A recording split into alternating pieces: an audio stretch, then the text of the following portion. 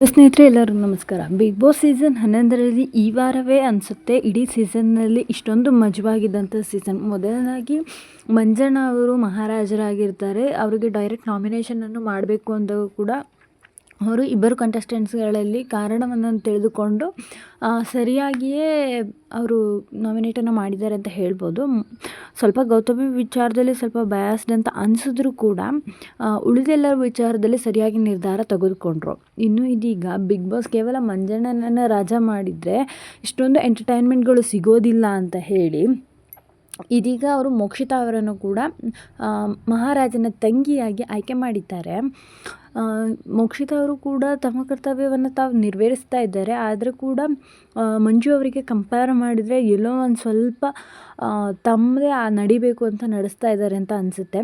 ಹಾಗೆ ಈ ಬಾರಿ ಇವಾಗ ಬಿಟ್ಟಿರೋ ಪ್ರೋಮೋ ಪ್ರಕಾರ ಪಾರು ಅವರು ಅಂದರೆ ಮೋಕ್ಷಿತಾ ಅವರು ಮಂಜುನ ವಿರುದ್ಧ ತಿರುಗಿ ಬಿದ್ದಿರೋದು ಕ್ಲಿಯರಾಗಿ ಕಾಣಿಸ್ತಾ ಇದೆ.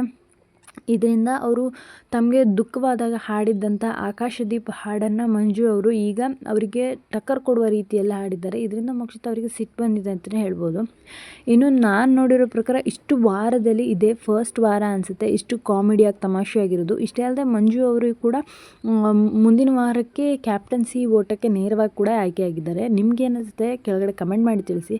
ಹಾಗೆ ವಿಡಿಯೋ ಇಷ್ಟವಾದರೆ ಒಂದು ಲೈಕ್ ಕೊಟ್ಟು ಚಾನಲನ್ನು ಸಬ್ಸ್ಕ್ರೈಬ್ ಮಾಡೋದನ್ನ ಮರಿಬೇಡಿ. ಧನ್ಯವಾದಗಳು.